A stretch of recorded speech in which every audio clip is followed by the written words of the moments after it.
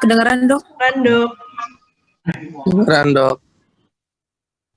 Oke, hari ini kita akan bahas tentang pemeriksaan intraoral. Seperti yang kalian tahu, untuk pengisian status, itu kan ada bagian pemeriksaan ekstraoral dan intraoralnya. Nah, untuk intraoralnya ini kurang lebihnya, pertama yang harus kalian periksa adalah odontogram.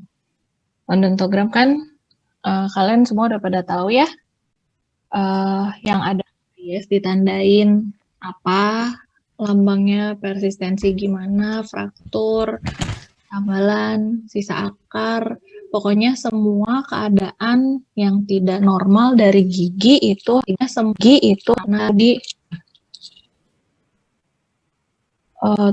itu harus untuk kotak-kotak yang atas itu untuk gigi permanen, untuk kotak yang bawah itu untuk gigi susu. Kalau misalkan sudah tidak ada gigi susunya, sudah bukan lagi masa gigi campuran, berarti bagian yang gigi susunya dicoret, ya.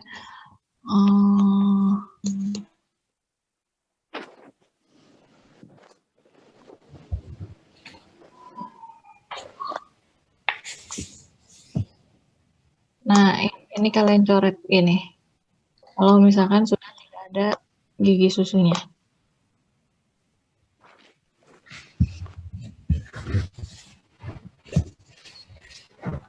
Oke, terus selanjutnya udah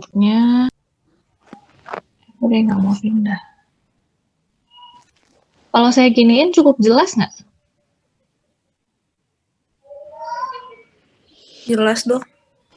Baca nggak PowerPoint-nya? Kebaca dok. Kebaca. Oke. Nah, ini sekarang kita membahas mengenai malposisi gigi. Malposisi gigi ini adalah penyimpangan posisi dari gigi yang hubungannya dengan gigi lagi, ya. Gigi 11 dengan 21, 11 dengan 12, kayak gitu. Yang ada di dalam satu rahang. Nah, istilahnya ini arah malposisinya kemana, terus ditambah dengan akhiran versi. Misalkan kalau untuk kelainan arah vertikal itu ada infraversi atau infraklusi, ada supraversi atau supraklusi. Kalau infraversi berarti dia lebih apa? Lebih ke labial. Arah vertikal. Vertikal tuh arahnya kemana? Lebih ke apikal. Arah ke insisal atau oklusalnya dok. Ya, ke arah atas bawah kan. Kalau vertikal berarti dia lebih intrusi atau lebih ekstrusi, lebih naik atau lebih turun. Terus untuk arah sagital intrusi turun. Terus sagitalnya itu ada di stop. Palatoversi, labioversi, paham? Kalau itu versi, labioversi. Kalau untuk yang arah bedanya vertikal sama sagital? Paham dok. Vertikal sama sagital. Kalau vertikal berarti kan dia atas bawah, kalau sagital dia depan belakang ya. Terus untuk kelainan arah transversal biasanya rotasi. Rotasi ini macam-macam, ada yang mesial in distal out, atau ada yang mesial out distal in, kayak gitu. Tergantung kamu lihatnya dari gigi mana yang dianggap paling benar. Nah, ini untuk titik referensinya suka banyak yang bukan belum tahu ya, mungkin nggak ingat tentang titik referensi ini. Jadi titik referensi ini untuk yang rahang atas dia dimulai dari sentral fossa, gigi M1 rahang atas, rahang atas, terus lanjut ke pit premolar. Ya, premolar dia ada pitnya kan, pit mesial dan pit distal ada 2. Lanjut ke situ, terus kamu bikin garis hayal. Untuk caninus dan incisif itu yang diambil bukan insisalnya, tetapi singulumnya. Masih ingat singulum itu di mana?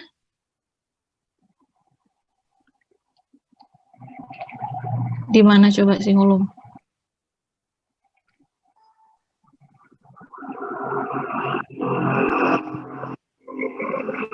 Ada yang bisa jawab singulum itu di mana? Di bagian palatal, Dok, di atas embrazur. Ya, jadi jangan salah ya, suka banyak banget yang salah bilang titik referensinya itu yang atas dari central fossa ke pit premolar terus ke insisal. Untuk yang rahang atas itu bukan ke insisal tapi ke singulum. Untuk yang bawah, dia dari bonjol bukal mulainya, gigi M1. Bonjol bukal gigi M1, terus premolarnya juga bonjol bukalnya. Nah, ini insisif sama caninusnya baru dari insisal.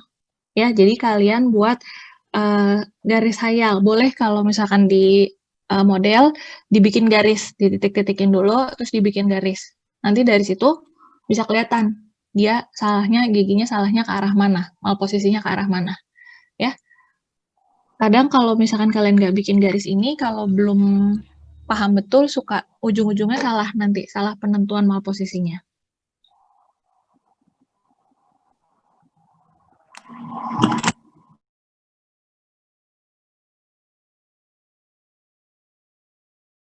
Gigi 36-nya kelihatan nggak? Gigi 3.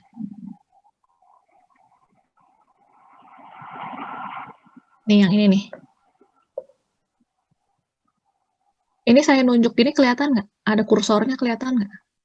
Kelihatan, Dok. Warna Kelihatan, merah. Dok. Kelihatan ya? Nah, ini gigi 36 ini kelihatan nggak? Dia posisinya mesioversi. Dia lebih ke arah mesial gini.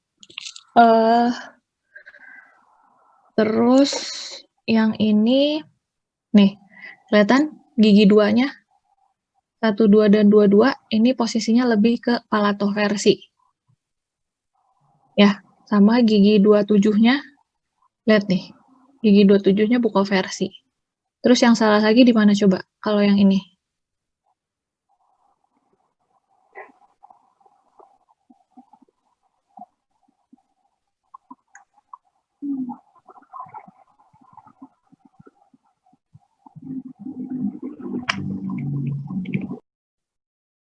Gigi 16-nya, Dok. Kenapa 16-nya? Palatoversi. Ya, gigi 16-nya lebih ke arah palatal ya. Terus lihat nih di sini ada sedikit rotasi gigi 15-nya. Ya. Terus, nah ini contoh yang infraversi. Nih lihat posisi gigi 22 nih, yang ini. Yang ini nih. Dia lebih naik dari posisi seharusnya kan? Palingan kan antara gigi 11 dengan satu gigi insisif sentral sama insisif lateral kan bedanya harusnya nggak terlalu ekstrim ya. Paling hanya beberapa mili aja. Terus ini yang nih 16. Kelihatan yang gambar ini 16-nya supraversi atau dia lebih ekstrusi. Karena apa? Karena gigi 36, 46-nya nggak ada. Biasanya dia akan jadi turun. Kalau gigi antagonisnya tidak ada, kan gigi itu punya kecenderungan untuk terus bergerak, ya. Yang bawah ke atas, yang atas ke bawah. Kalau misalkan gigi bawahnya nggak ada, otomatis yang gigi atas dia lama-lama akan turun. Menyebabkan giginya jadi supraversi atau lebih ekstrusi. Nah, ini beberapa contoh malposisi gigi. Ada yang mesioversi, ada yang distoversi, ada yang labioversi. Nih. Ya.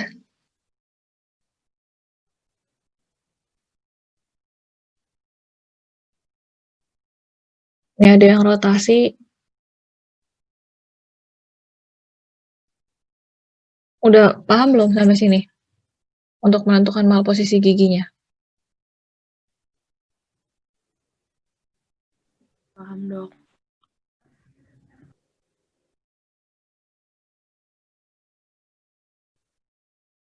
Sudah paham, Dok. Nih. Kalau gini lebih jelas nih. Nih contoh yang distoversi. Yang ini kan mesioversi, misalkan posisinya dia harusnya ada di mana, jadinya lebih ke mesial gitu ya. Kalau mesioversi ya dia kan arah sagittal. Terus ini distoversi, Yang ini yang labioversi atau bukoversi. Yang ini yang lingoversi atau palatoversi. Lalu infraversi sama supraversi pun nggak akan kelihatan ya kalau gambarnya kayak gini, karena kan dia bisa kelihatannya di gambar yang 3 dimensi biasanya ya. Nah, ini yang torsiversi, yang rotasi. Nah, selanjutnya yang harus kalian periksa adalah kebersihan mulut. Kebersihan mulut diukurnya dari mana? Dari OHI. Kan dari Perio udah dapet ya cara perhitungan OHI seperti apa. Kategorinya masuknya ke baik, sedang, atau buruk. Untuk perawatan orto sendiri, lebih baik dan memang harusnya keadaan intraoralnya dalam keadaan bersih. Ya, kebersihan mulutnya harus baik karena coba kalian bayangkan kalau misalkan pasien dengan keadaan intraoral yang buruk, yang banyak karang giginya, dia membersihkan gigi dengan keadaan tidak ada alat apapun di dalam mulut aja udah nggak benar berarti kan? Ya mungkin jarang sikat gigi lah, atau mungkin cara penyikatan giginya yang salah lah. Apalagi kalian akan tambahkan alat di dalam mulutnya. Yang dimana dengan ada alat lepasan ini, otomatis retensi makanan akan semakin bertambah. Ya, kalau pasiennya tidak rajin membersihkan, bukan hanya membersihkan platnya ya, tapi giginya juga, ya nantinya ujung-ujungnya malah ada masalah di periodontal. Ya, jadi harus benar-benar pasiennya di edukasi yang baik, apalagi kalau misalnya kalian dapat pasiennya yang OHI-nya sedang atau buruk. Kayak gitu ya, benar-benar dikasih tahu bahwa ini pakai alat ini tuh kalian harus ekstra loh ngebersihinnya gitu. Harus lebih ini lagi. Nggak bisa cuman sikat gigi sehari 2 kali aja, tapi harus ditambah dengan flossing misalkan. Terus di alatnya juga harus rutin dibersihin, cara pembersihannya seperti apa. Ya. Terus nah ini tadi yang saya udah bilang ya.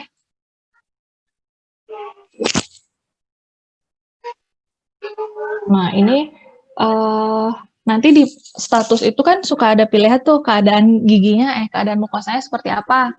Normal, gingivitis, atau periodontitis. Nah, ini salah satu cirinya, kalian juga mungkin sudah paham, di Perio pasti sudah diajarkan. Nah ini, gingivitis itu apa? Gingivitis itu adalah peradangan yang terjadi pada gingiva biasanya, terjadinya karena bakteri dari plak. Cirinya apa? Kemerahan dan edem ya, pasti. Terus udah gitu, hilangnya stippling. Ini khas banget, stipplingnya jadi hilang, nggak ada. Ada yang tahu nggak stippling itu apa? Gambaran kulit jeruk, Dok. Gambaran kulit jeruk pada apa? Ada gigi.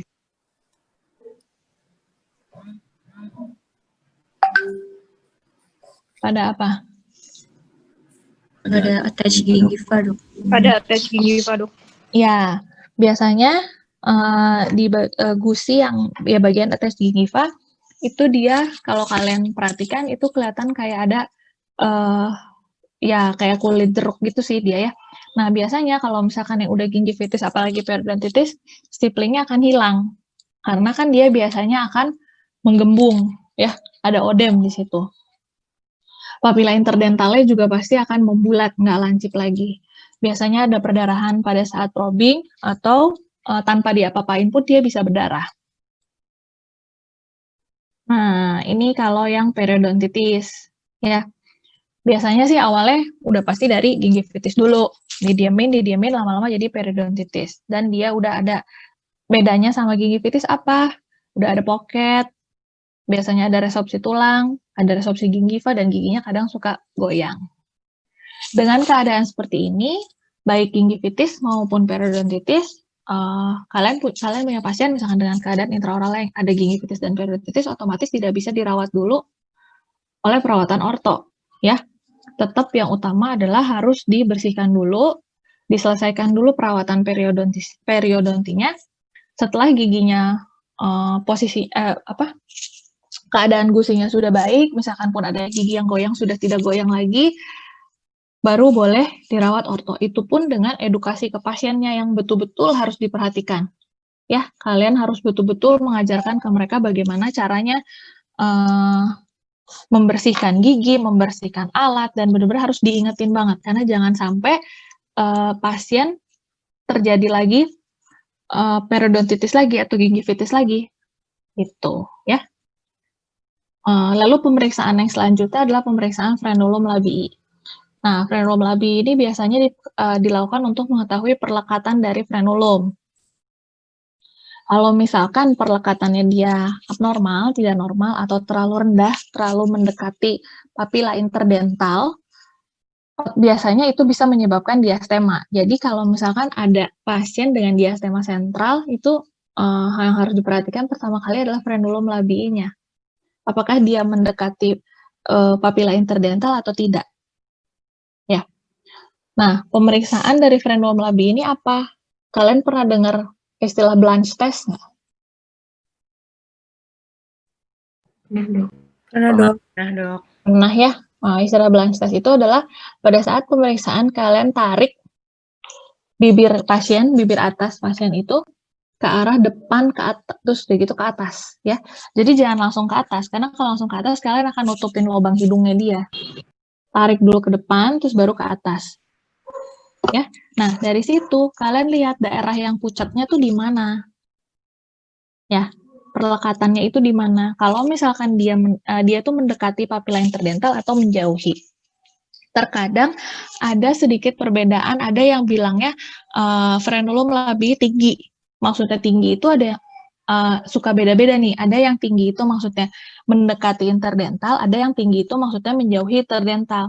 Nah, untuk menyamakan persepsi lebih baik kalau di status nanti ditulisnya mendekati interdental, papila interdental atau menjauhi papila interdental. Ya, supaya tidak ada kesalahan. Nanti takutnya dibilangnya tinggi. Saya mikirnya tinggi itu adalah menjauhi papila, ternyata kalian mikir tinggi itu adalah mendekati papila. Ya, nggak akan sinkron nanti. Jadi dibilangin aja mendekati atau menjauhi. Gitu. Lalu selanjutnya yang harus diperiksa lagi itu adalah lidah. Apa aja sih yang harus diperiksa? Dari lesi-lesinya, apakah ada lesi di situ? Terus bentuknya normal atau tidakkah? Ukurannya besar atau normalkah? Terus hubungan terhadap lengkung gigi rahang bawahnya seperti apa?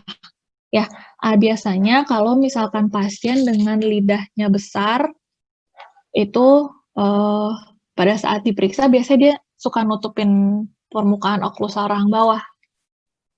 Ya, suka pernah nemu nggak pasien yang kayak gitu? Ini yang gambar yang ini nih, yang di bawah kanan.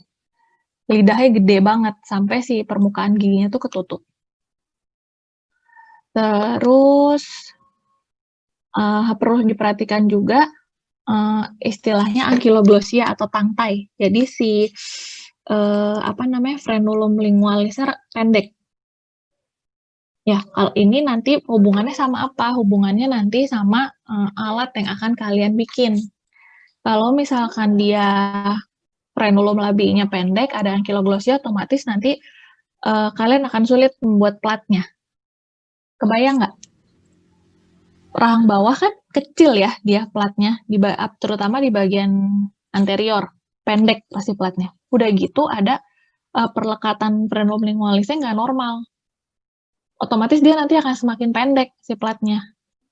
Ya, jadinya nanti adaptasi alat juga akan kurang bagus, retensinya juga jadi kurang bagus. Ya, itu. Terus, nah ini yang makroglosia kalau misalkan lidahnya ukurannya lebih besar.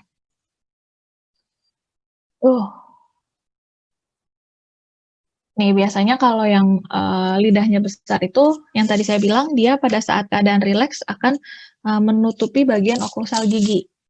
Terus, biasanya di bagian pinggir-pinggir lidahnya, misalkan ini lidah ya, pinggir kanan dan kirinya itu biasanya ada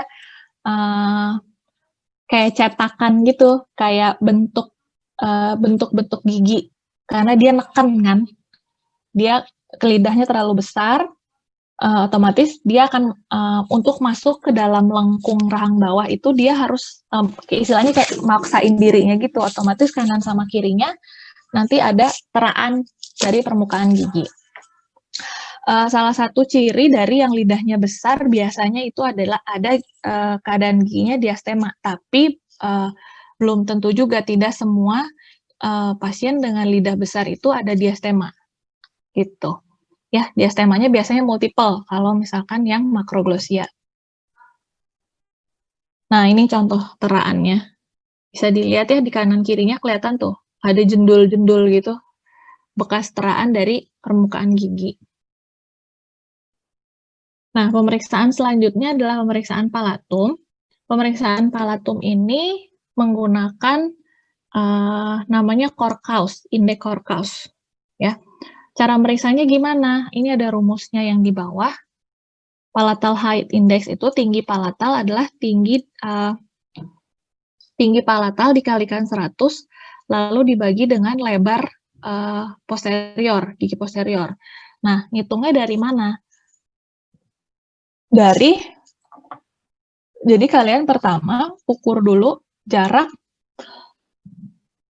pit mesial dari fosa M1 rahang atas, kanan dan kiri itu diukur panjangnya berapa. Lalu misalnya kalian pakai penggaris nih, kalian nggak punya, ada alatnya ada untuk pemeriksaannya, dia ada jangkanya khusus. Tapi kalau nggak punya, kalian bisa pakai penggaris aja, dihubungkan antara sentral fosa M1 kanan dan sentral fosa M1 kiri. Lalu nanti ada satu penggaris lagi yang mengukur dasar palatalnya. Bentar.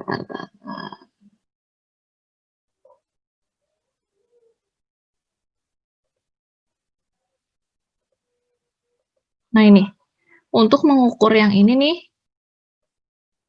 yang warna merah ini yang saya garis, ini bisa pakai penggaris, ya. Nah, ini yang tinggi palatalnya nih dari sini. Berarti kalian butuh 2 penggaris. Nah, satu lagi yang harus diperhatikan, kalau misalkan kalian mengukur menggunakan alat ini, yang di bawah, nih, alat ini, ya, dia kan langsung mengukur lebar lebar posterior itu langsung dari fosanya. Ya, tapi kalau misalkan kalian menggunakan penggaris, pastikan posisi si penggaris itu ada di bonjol kan? Kebayang nggak? Nggak mungkin kan kalian masukin penggaris ke dalam fosa? Ya, nggak akan bisa. Pasti si penggarisnya nempelnya di bonjol.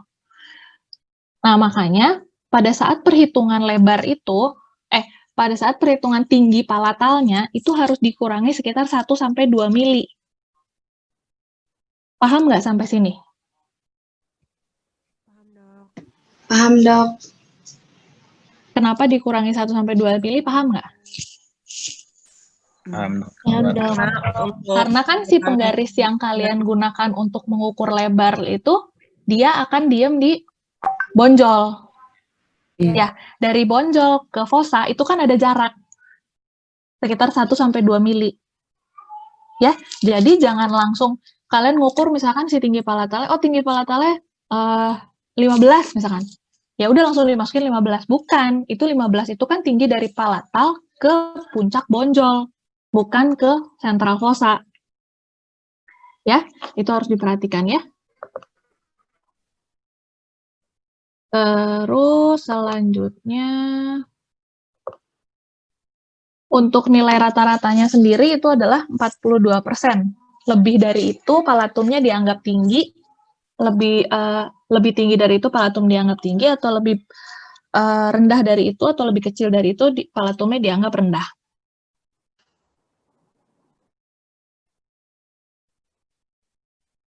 Nah, selanjutnya pemeriksaan selanjutnya adalah tonsil, pemeriksaan tonsil.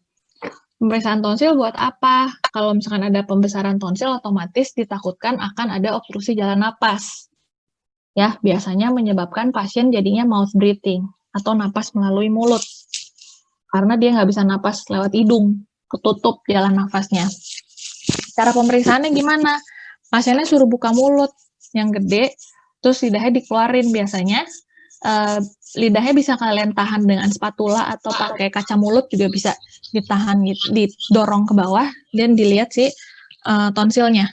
Ya, sambil pasiennya sambil buka. Kalau kalian periksa ke dokter biasanya kan suka gitu, suka disuruh disuruh ngomong kayak gitu. Nah, itu untuk meriksa tonsil. Yang di bawah gambar yang di atas ini adalah tonsil dalam keadaan normal. Ya, ini dalam keadaan normal tuh. Tidak ada pembesaran kanan dan kirinya. Sedangkan yang di bawah ini adalah ada pembesaran tonsil. Ya, jangan salah, tonsil itu bukan yang ini ya, bukan yang di tengah ini ya. Ini adalah uvula. Ya. Nah, tonsil itu ini nih yang di bawah. Ini lihat, ini ada pembesarannya. Ukuran pembesarannya gimana? Ini ada garisnya. T1, T2, T3, dan T4. Ya. T1 itu seberapa besar, T2 itu seberapa, T3 segimana, T4 biasanya dia menutupi. Hampir penuh menutupinya. Ya. Bisa kanan kiri, bisa hanya kanan aja, bisa hanya kiri aja.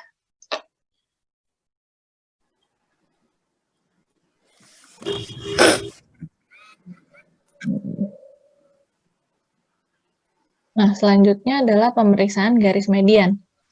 Ini banyak sekali yang masih salah pada saat biasanya ketahuannya nanti pas lagi diskusi. Begitu ditanya garis median, banyak sekali yang masih menjawab pemeriksaan garis median itu adalah seperti kalian meriksa garis median di model, ya. Jadi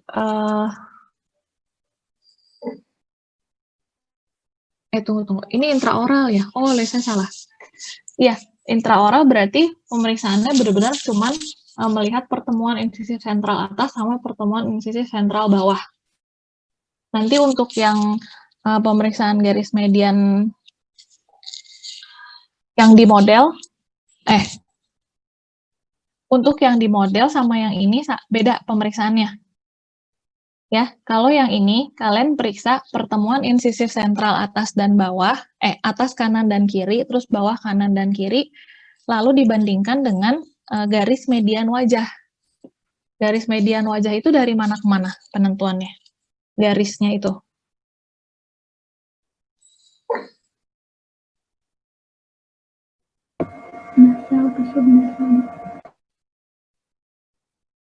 Dari mana?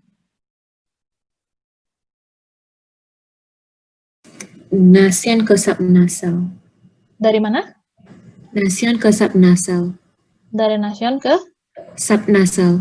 Ke subnasal ya, dari nasion ke subnasal, lalu ditarik garis sampai ke bawah, ya, sampai ke sini. Perpanjangannya sampai ke bawah sini. Tapi tetap aja titik orientasinya adalah nation dan subnation. Ya, dua ini titik orientasinya. Kalian tarik ke bawah, lalu dilihat pertemuan insisif atas, kanan, dan kirinya gimana? Tepat berada di garis tengah wajah nggak? Ya, terus untuk yang rahang bawah juga dilihat tepat ada di garis tengah wajah atau tidak. Kalau misalkan tidak, misalkan yang kanan ternyata yang atas dia lebih geser ke kanan, ya bilang garis median rahang atas bergeser ke kanan sebesar berapa mili. Yang bawah misalkan normal. Atau yang bawah malah geser ke kiri atau geser ke kanan juga. Ya, jadi jangan disamakan dengan pemeriksaan pemeriksaan garis median yang di model. Kalau yang di model itu yang kalian gambar pada saat praktikum dulu, ya.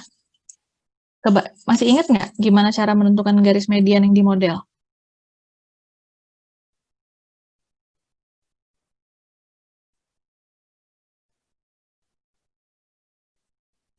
Ada yang masih ingat nggak? Lihat dari frenulumnya, Dok. Terus kemana lagi? Yang ke fovea palatina itu, Dok. Iya, terus Ke rugae palatina kedua, Dok.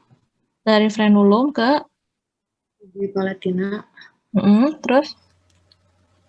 Kemudian ke fovea palatina. Terus untuk yang ke bawahnya gimana?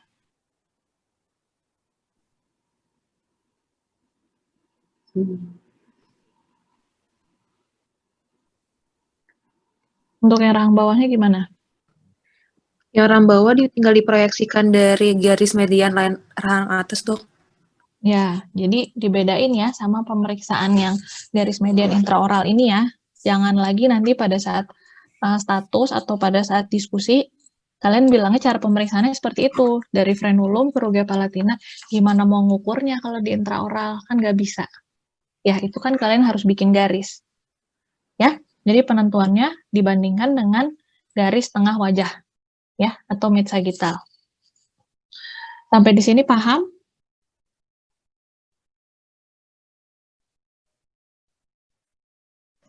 Paham, Dok? Paham? Apa ada yang mau ditanyakan dulu?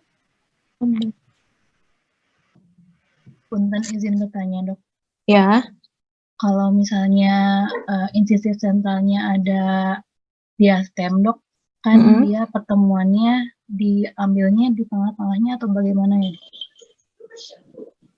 Untuk membandingkan dengan garis median yang di wajahnya.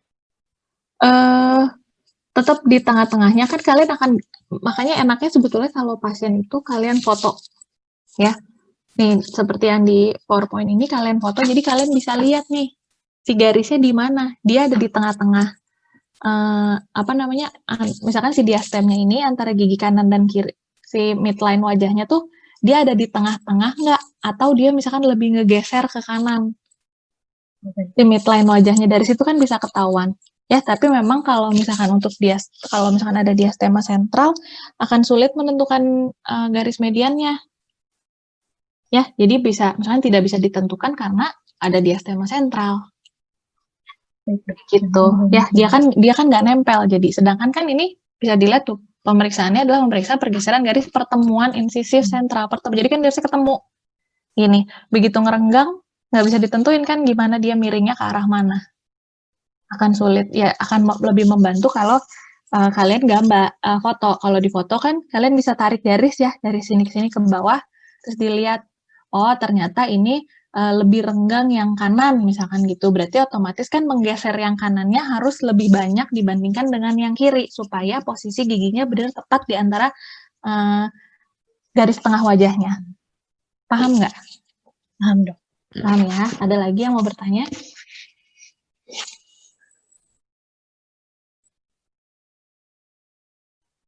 Nggak ada? Kalau nggak ada, saya lanjut lagi ya.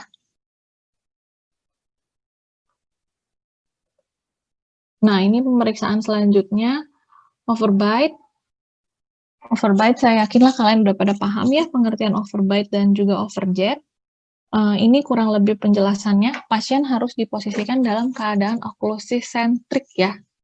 Lagi gigit gini, oklusisentrik. Jangan terbalik antara overbite dengan overjet. Nih, misalkan ini rahang atas, ini rahang bawah. Overbite itu adalah jarak gigitnya. Ya, bite, gigit. Overjet adalah nih, arah sagittalnya.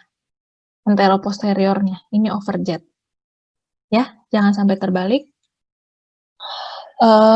Terus biasanya pengukurannya menggunakan apa? Bisa pakai jangka sorong, atau bisa pakai penggaris. Penggaris besi itu kan bisa disterilkan, tapi agak nggak ini ya, tidak nggak etis lah kalian masukin penggaris ke mulut pasien gitu sebetulnya ya.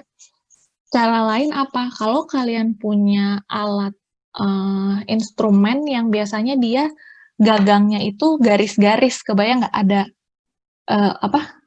ulir, jadi dia nggak polos si gagangnya, ada garis-garisnya. Nah, kalau kalian perhatiin garis-garis itu tuh kayak penggaris, itu tuh jaraknya 1 mili.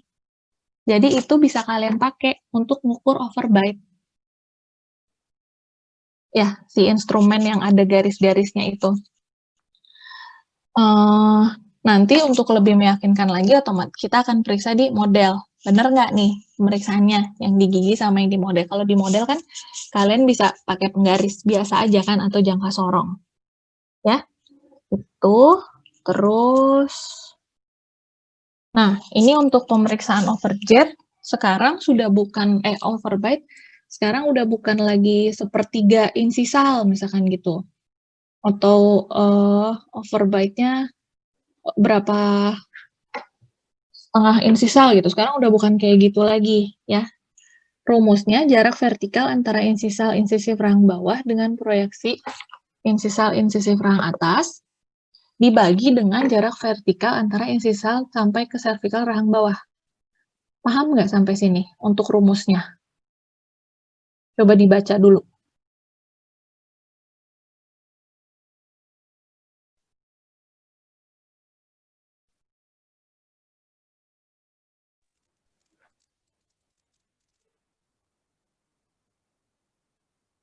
Paham nggak?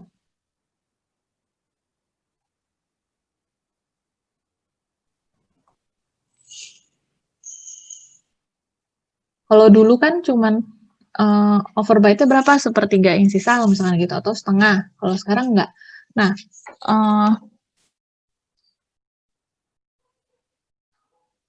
maaf, pencet. Nah, untuk nilai normalnya, ini yang ada di sini, ini kalian harus apalin ya. Atau misalkan kalian, kalau status, dicatatlah di lembar statusnya nilai normal untuk laki-laki berapa, perempuan berapa. Ya, untuk laki-laki 45% plus minus 20%, untuk perempuan 36 plus minus 13. Ya, jadi sekarang bukan lagi bilangnya overbite-nya normal sepertiga insisal, bukan seperti itu. Ya, yang disebutnya misalkan overbite-nya misalkan 46% atau 37% gitu. Ya, ada yang tidak paham untuk rumusnya, cara perhitungannya?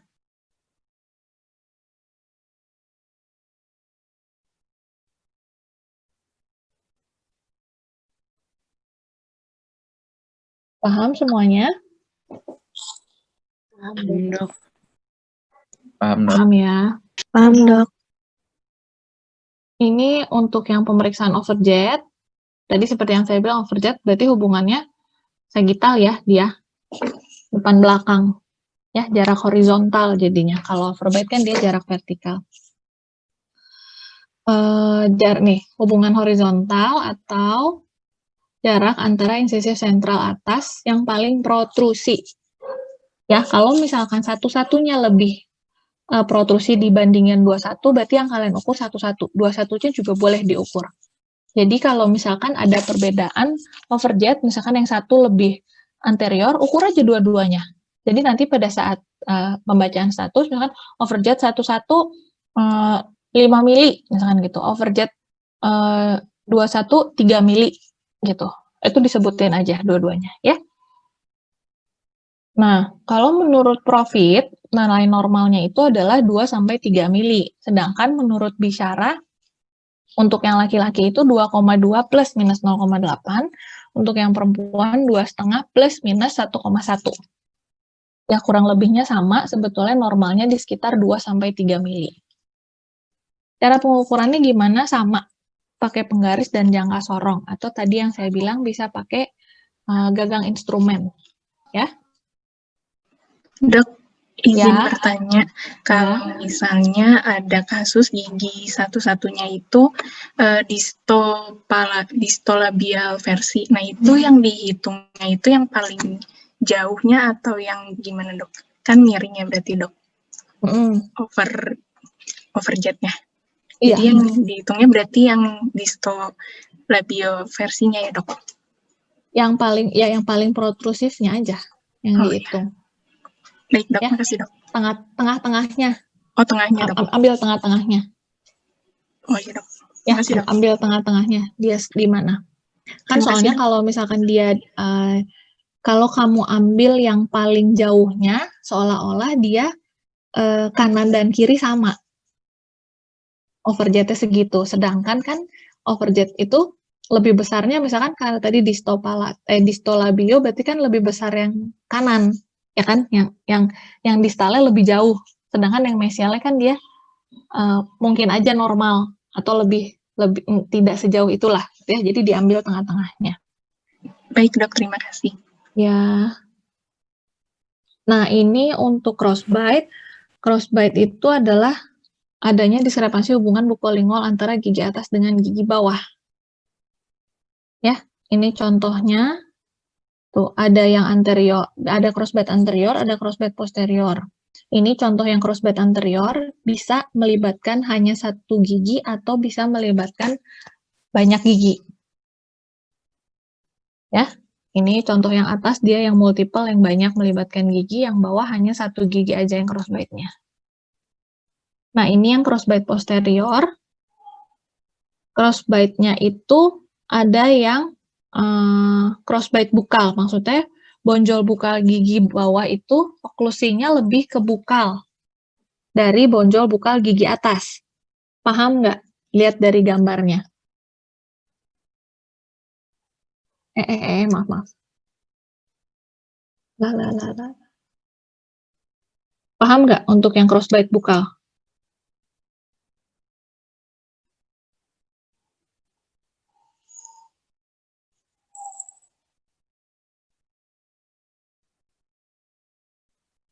Ini pada diam-diam teh paham apa? Paham. Enggak? Paham. Cukup paham, Dok. Oleh saya menerangkan juga sambil melihat kalian ya, ini ada yang lagi di jalan lah, ada yang lagi di mobil lah, ada yang videonya mati lah, ada yang lihat handphone sambil senyum-senyum. Ya, saya merhatiin kok. Ya, tolong diperhatikan dulu. Mungkin ini sepele ya. Kalian sehari-hari kan pasti mengerjakan ini, tapi percaya sama saya, pasti ini tuh banyak yang salah. Ya, suka banyak sekali yang salah. Nih, ini untuk crossbite posterior ada dua, crossbite bukal dan crossbite lingual. Ya, kalau crossbite lingual biasanya kalian kenal dengan istilah scissor bite. Ya, kayak gunting jadinya. Jadi dia yang bonjol bukal rahang bawahnya itu lebih ke lingual, lebih begini bonjol bukal rahang bawahnya. Otomatis dia ketemu sama bonjol palatal atas. Ya, nih. Jadi ketemunya gini. Sedangkan harusnya kan dia gini ya. Normalnya kan seperti ini nih. Ya, nih. Gini, pertemuan atas sama bawah. Ya, kalau misalnya yang crossbite bukal, yang bawahnya dia lebih ke bukal, lebih seperti ini. Ya, kalau yang crossbite lingual atau scissor bite, dia yang bawahnya lebih ke belakang, lebih di sini. Ya, jadi jangan terbalik. Dua-duanya crossbite memang. Crossbite posterior, sama-sama crossbite posterior ya. Cuman untuk membedakannya gitu, ada yang crossbite bukal, ada yang crossbite lingual. Selanjutnya ada diastema. Diastema itu adalah kondisi di mana terdapat ruangan di antara dua gigi yang berdekatan. Nah, ada yang localized, ada yang generalized. Yang localized apa? Dia cuman di satu titik aja. Ya, biasanya cuma, misalkan diastema sentral antara 1121 aja, udah. Kalau yang generalized, dia multiple diastem. Biasanya ada di beberapa tempat. Perlu diperhatikan, kalau misalkan ada gigi yang missing, itu bukan diastema ya. Ya, misalkan 1/4-nya missing. Terus kalian bilang ada diastema antara gigi 1,3 dengan 1,5. Itu bukan diastema. Ya.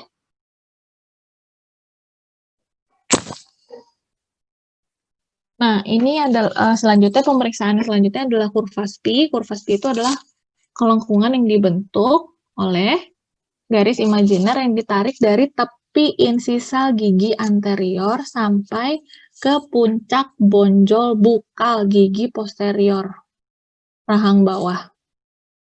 Ya, jadi kalian tarik garis dari gigi insisal yang paling anterior sampai ke puncak bonjol bukal gigi paling posterior. Kalau gigi paling posteriornya cuma ada M1, ya udah sampai M1. Kalau ada M2, sampai M2. Kalau M3-nya keluar penuh, utuh, kelihatan bonjol bukalnya, ya berarti sampai M3. Ya, suka banyak yang bilang sampai puncak bonjol bukal M1. Enggak. Puncak bonjol bukal molar paling posterior. Ya, lalu kalian ukurnya di mana? Di cekungan terdalam. Biasanya cekungan terdalam itu adanya di mana? Antara P1 dan P2. Biasanya adanya di situ. Tapi ternyata cekungan terdalamnya adanya di M1, ya ukurnya dari situ. Ya, cekungan terdalamnya ada di P1, ya ukurnya di situ. Pokoknya di cekungan terdalam.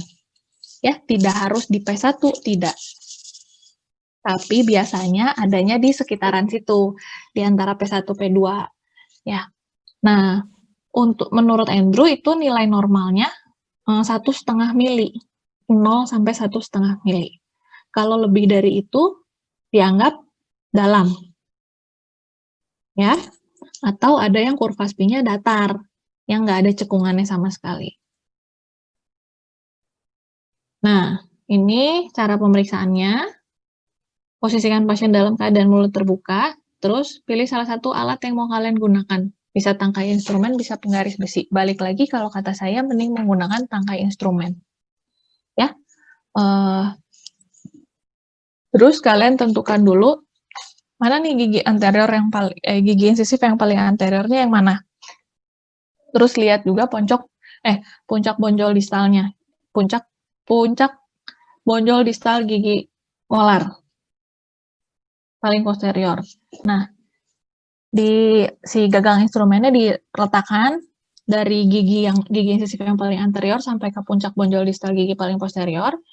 Terus dilihat cekungan terdalamnya itu berapa ukurannya, ya. Jadi ini harus perlu 2 alat di sini, ya. Nah, pemeriksaan selanjutnya adalah erupsi gigi. Erupsinya ada yang cepat, ada yang normal, ada yang lambat. Nah, ini dilihatnya dari mana? Dari dental age, ya. Misalkan untuk umur segini, misalkan kalian dapat pasien yang dalam periode campuran. Umurnya 11 tahun. Nah, 11 tahun nih harusnya dia gigi apa aja nih yang udah keluar. Ya, kalau misalkan gigi kaninusnya belum keluar, itu masuknya ke normal, cepat, apa lambat? Umur 11 tahun. Gigi kaninus rahang atas. Normal, Dok, 11. Normal, Dok. Normal. 11 sampai 12 tahun untuk rahang atas. Normal atau cepat atau lambat? Harusnya rahang atas 11 sampai 12 tahun, Dok. Iya, yang lain gimana? Setuju?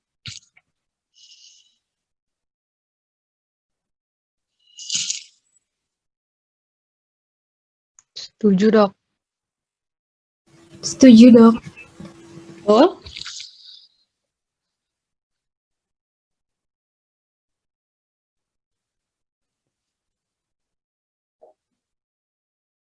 Ini yang nggak jawab, nggak ngerti, nggak ingat, atau nggak dengerin.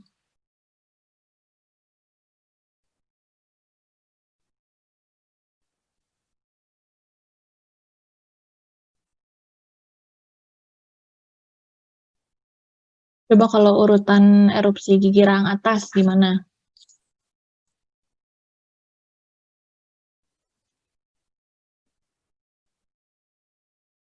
Ada yang bisa jawab?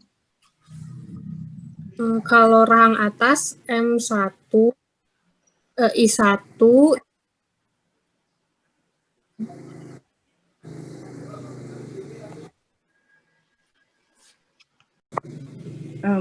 Saya coba jawab ya, Dok.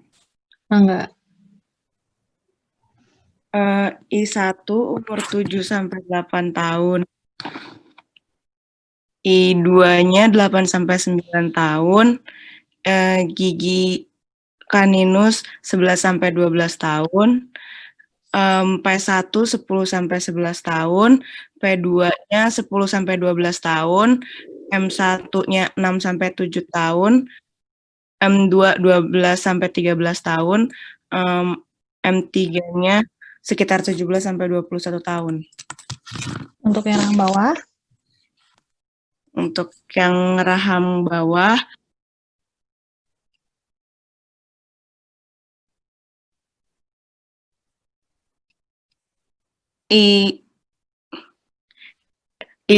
I1-nya 6 sampai 7 tahun, I2-nya 7 sampai 8 tahun, gigi kaninusnya 9 sampai 10 tahun,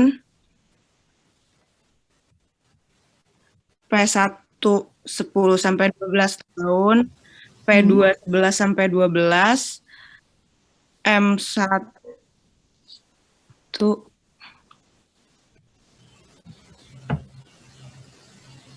ini kedengeran. Kedengeran. M1-nya sampai 7 tahun, M2-nya 11 sampai 13 tahun, M3-nya 17 sampai 21 tahun. Ya.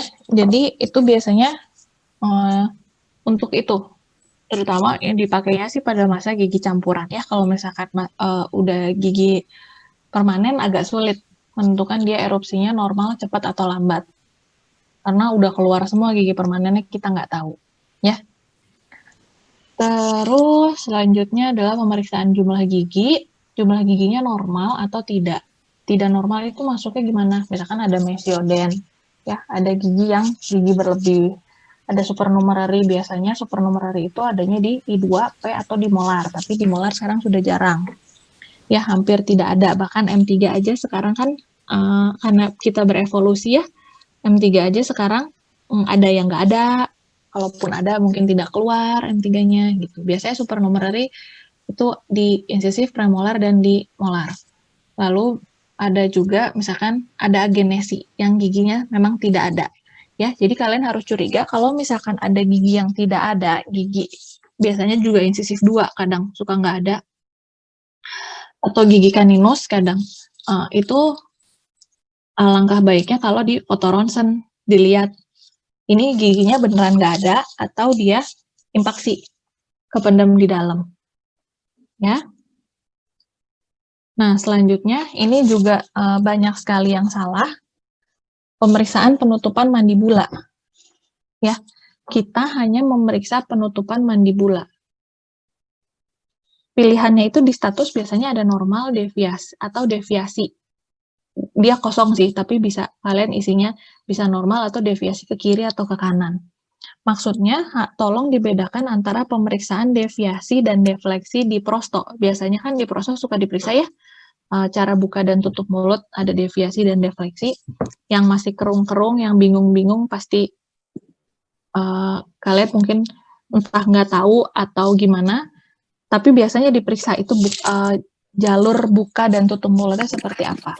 Untuk di orto sendiri, kita hanya memeriksa penutupan mandibula saja. Kenapa? Karena kita pengen tahu apakah ada oklusi habitual atau adanya kontak prematur. Ya, yang mau kita ketahui itu. Periksanya gimana? Pasien suruh buka mulut nih. Suruh buka mulut terus kalian pegang dagunya, tutup mulut perlahan-lahan. Kalian ikutin ya. Bukan kalian yang mengarahkan, tapi kalian mengikuti. Dia nutupnya ke arah mana. Ya. Nih, lihat gambar yang bawah. Gambar yang pertama, itu adalah posisi pasien dalam keadaan istirahat. Gambar yang tengah, itu adalah kontak awalnya. Misalkan dia ada prematur kontak nih, antara incisif atas sama bawah. Harusnya kan gigi begini ya, yang atas lebih ke anterior kan, ya. Ini posisinya insisal sama insisal. Karena dia merasa tidak nyaman dengan keadaan seperti ini, dimajuinlah sama dia rahang bawahnya. Truk. Seolah-olah kalian melihat itu pasien kelas 3. Ya, padahal belum tentu itu pasien kelas 3. Paham nggak? Atau bisa jadi ada pergeseran mandibula pada saat diperiksa nih gitu. Oh, ada pergeseran mandibula nih, midline-nya juga geser, ternyata itu. Yang bawah geser ke kanan, gede lagi gesernya. Periksa dulu, dia geser itu beneran bergeser mandibulanya karena apa? Biasanya karena ada prematur kontak. Karena dia merasa tidak nyaman dengan oklusinya dia, lalu dia geser, dia cari, jadinya oklusi habitual. Ya, misalkan kontak nih, nggak enak, digeser sama dia rahang bawahnya, set, supaya masuk. Gitu. Ya, paham di sini? Untuk pemeriksaan penutupan mandibula? Paham, Dok. Ada yang mau bertanya? Dok, mohon maaf dok, mau bertanya dok. Ya. Jadi kalau untuk penentuan kelasnya itu yang kita pakai itu yang waktu kontak awal berarti ya dok ya? Untuk penentuan kelas dari mana? Coba. Dari hubungan oklusi antara P1 dari molarnya dan juga kaminya juga dok. Penentuan kelas mah pasti dari gigi molar. Oh, iya. Ya. Ya, jadi nggak ada hubungannya sama penentuan kelas ya ini ya. Untuk penentuan kelas mah, penentuan mal oklusi kelas berapa dari gigi molar. Kan angle begitu kan? Pertemuan puncak bonjol. Bonjol bukal rahang atas dengan bukal mesial dengan bukal M1 rahang atas berada tepat pada bukal groove rahang bawah. Hah? Bukal groove rahang bawah. Ya, bukal groove rahang bawah. Ya, itu penentuannya dari situ. Ya, cuman ini kadang yang diperiksa biasanya di statusnya dia cuma meriksa penutupan mandibula apakah ada pergeseran atau enggak. Ya, bisa jadi dia maju, bisa jadi kan kelas 3 juga kan macam-macam ya. Kalau kelas misalkan pemeriksaan kalian ternyata dia kelas 3 nih. Pasiennya M1 bawahnya lebih anterior misalkan gitu. Oke, kalian tulis kelas 3 karena memang posisi molarnya kelas 3. Tapi ternyata pada saat pemeriksaan mandibula, dia ada pergeseran nih. Otomatis kelas 3-nya kan maksudnya yang pseudo kelas 3. Ya, kebayang nggak? Dia bukan true kelas 3, bukan benar-benar kelas 3. Tapi karena dia ada prematur kontak, dia tidak nyaman dimajuin sama di rahang bawahnya. Siap. Seperti itu. Paham? Paham dok. Ada lagi yang mau bertanya? Ini sepertinya tuh, udah selesai. Ada lagi yang mau bertanya? Punten dok, izin bertanya dok. Ya. Tadi kan dokter jelasin tentang yang gigi supernumerary ya dok. Jadi misalnya kalau di odotogram tulisnya gimana dok? Misalnya kalau yang gigi mesioden gimana tulisnya dok? Kalau mesioden gimana coba nulisnya?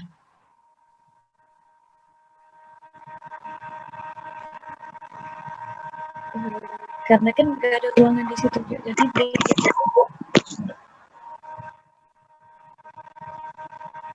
gimana? Teman-temannya ada yang paham nggak?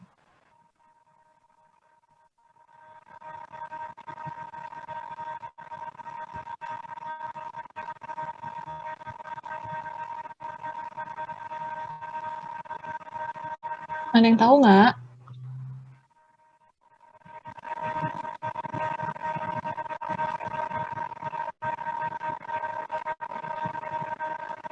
Nih, coba baca. Berarti di ruangan kosong gitu ya dok? Kenapa? Berarti kalau nggak di kotak, di luar kotak gitu ya dok? Iya, karena kan dia memang tidak seharusnya ada kalau supernumerary. Ya, nih lihat ada lambang S. Ya, ya. Ada lagi yang mau bertanya?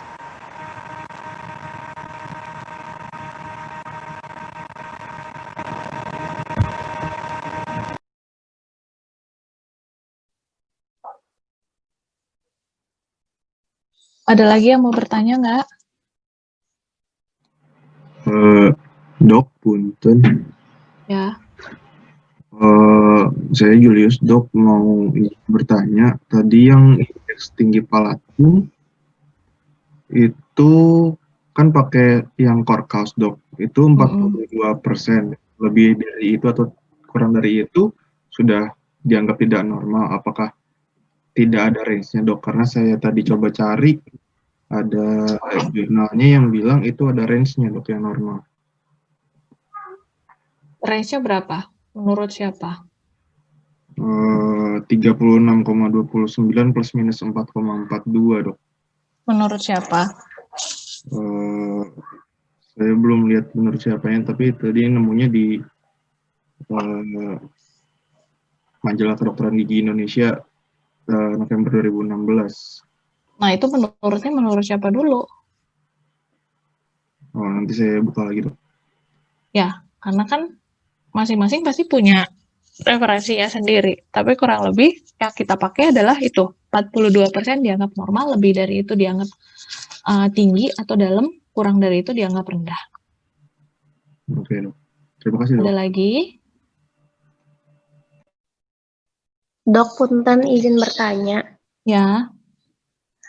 Untuk pergerakan mandibula yang buka tutupnya, yang dinilai itu kalau misalnya ketika pasien diinstruksikan membuka atau menutup mulut, misalnya ada gerakan seperti deviasi, tapi setelah dia menutup mulut, dia itu posisinya sama. Nah, itu saya agak bingung, takutnya tertukar dengan prosto. Jadi kalau misalnya pergerakan pasiennya mandibulanya ada perpindahan, bagaimana ya dok? Tapi setelah oklusi dia kembali ke posisi semula. Gini loh, kita mau tahu adanya deviasi pada saat penutupan itu cuma pengen tahu nih ada kontak prematur nggak nih. Beda kalau misalkan kalau prosto dia beneran pengen tahu nih jalur penutupannya seperti apa. Kalau dia balik lagi bukan deviasi dong namanya, defleksi. Defleksi yang nggak deviasi yang balik lagi. Defleksi dia nggak balik lagi. Kebayang nggak? Buka nih, buka gini. Dia geser dulu, terus dia balik lagi ke tengah. Deviasi ke kanan pada saat pembukaan mulut. Nutupnya mungkin normal langsung nutup, set. Tapi pada saat bukanya dia geser dulu nih ke kanan. Nah, ada lagi istilahnya defleksi. Defleksi apa? Pada saat buka, dia buka terus ke kanan, ngek aja gitu. Nah, itu defleksi. Paham nggak? Paham dok, berarti kalau misalnya defleksi di orto itu dianggapnya nggak ada. Kita nggak ada. Ya, jadi makanya jangan disamain. Kita nggak periksa buka mulut, kita cuma periksa tutup mulut. Untuk apa kita tahu? Kita tahu ada kontak prematur atau enggak. Ini oklusi pasiennya oklusi sentrik atau oklusi habitual. Beda ya antara oklusi sentrik dengan habitual ya. Kalau sentrik memang posisi dia seharusnya seperti itu. Tapi kalau habitual itu adalah oklusi yang dia cari sendiri karena dia tidak nyaman. Tidak nyamannya karena apa? Karena adanya prematur kontak. Begitu dia ketemu, aduh ganjel nih, nggak enak nih gigitnya. Saya nggak enak gigitnya, dia geser. Bisa geser kanan, bisa geser kiri. Atau bisa dia majuin rahang bawahnya ke depan. Baru dia gigit. Tek. Itu oklusi habitual. Berarti kalau untuk bite registration kita carinya yang oklusi sentriknya ya dok, meskipun pasiennya punya oklusi habitual atau gimana dok? Pakai oklusi habitual nggak apa-apa, kalian bikin 2 aja. Oklusi yang yang dia normalnya seperti apa, yang kebiasaannya dia gimana, yang seharusnya seperti apa. Jadi ada 2 gigitan lilinnya. Ya, makanya harus diperiksa betul. Ya, terus juga jangan sembarangan, banyak sekali yang salah. Mereka tuh ketukar antara deviasi dan defleksi itu yang di prosto saya bilang. Dia bilang ada deviasi penutupan mandibula karena ininya ngegeser terus dia balik lagi. Kalau misalkan ada deviasi penutupan mandibula, kalian bayangin ya, ada deviasi penutupan mandibula. Pada saat nutup, dia geser si mandibulanya. Mau ke kanan, mau ke kiri. Otomatis ada ciri yang paling khas. Kalau misalkan memang benar ada deviasi. Apa coba ciri paling khasnya yang bisa kalian lihat? Kalau dia ada deviasi penutupan mandibula, apa? Asimetri. Asimetri. Selain itu apa? Kalau yang kelihatan di intraoral. Ada abrasi giginya, dok. Kenapa? Ada abrasi giginya dok, karena kan ada abrasi agak susah ya lihatnya. Yang kelihatan jelas sekali. Garis mediannya tuh. Garis mediannya pasti akan bergeser. Ya, makanya pemeriksaan status jangan sembarangan. Ada yang bilang ada deviasi penutupan mandibula, tapi garis mediannya normal. Atas sama bawah ketemu sama. Berarti kan dia tidak ada deviasi penutupan. Ya, jadi makanya jangan disamain, di kita mah beda. Ya, kalau misalkan kalian mengatakan ada deviasi penutupan mandibula, deviasi ke kanan misalkan, ya otomatis garis mediannya juga akan beda. Antara atas sama bawah nggak akan sama. Ya, biasanya kelihatannya dari depannya mungkin ada asimetri wajahnya bahkan, kalau misalkan yang parah banget. Itu, ya. Paham nggak? Paham dok. Paham. Ada yang mau bertanya lagi? Dok, punten ingin bertanya, Dok. Apakah kalau Untuk garis medianya bergeser, apakah sudah pasti ada deviasi atau belum tentu ya, Dok? Belum tentu. Pergeseran baris median belum tentu ada deviasi juga. Tapi kalau ada deviasi, sudah pasti ada pergeseran garis median. Baik, Dok. Terima kasih. Ya, ada lagi? Punten, Dok, izin bertanya. Mm-mm. Untuk penentuan indeks tinggi palatum, Dok, kalau misalkan dia gigi molar sebelahnya tidak ada, bagaimana caranya ya, Dok? Tidak bisa ditentukan. Oh.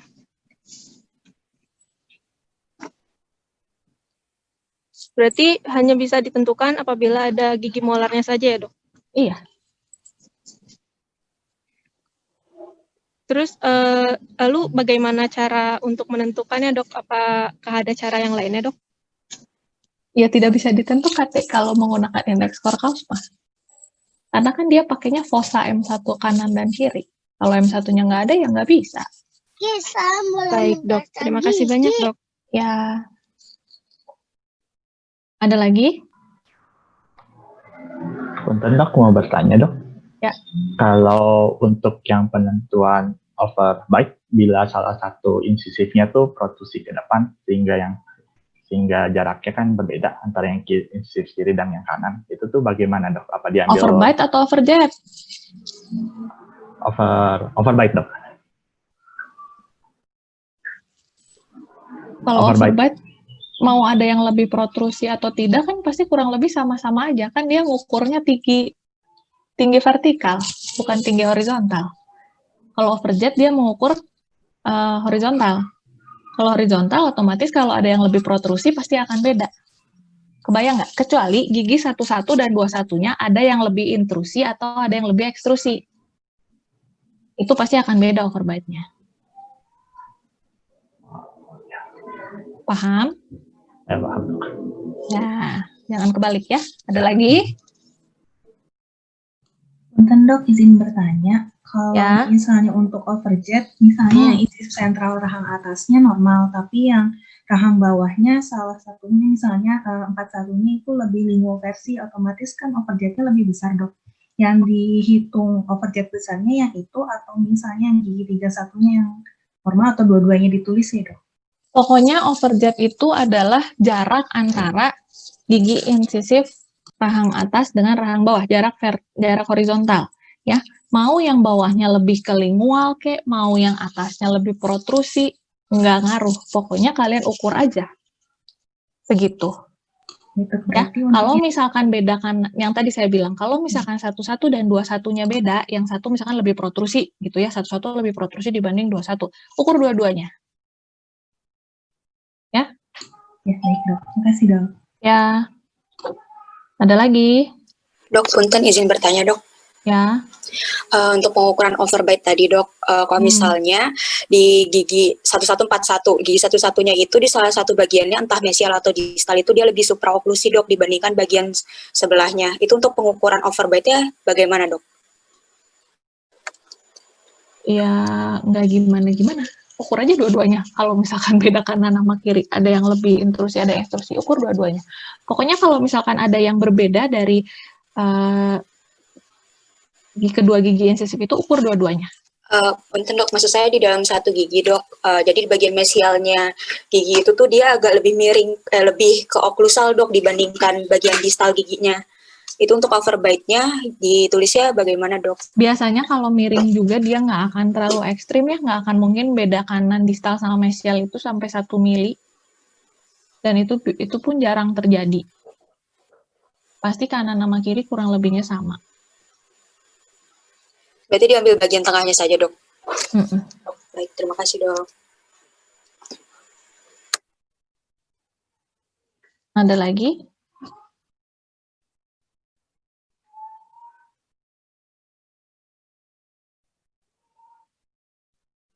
Ada lagi nggak? Ini ketua kelompoknya siapa ya, grup ini?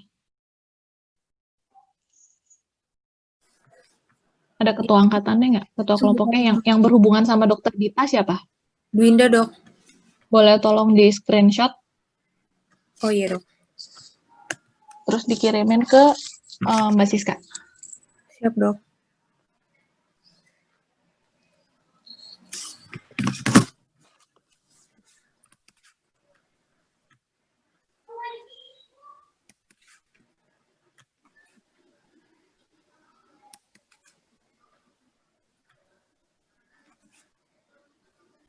Sudah? Belum, Dok, sebentar.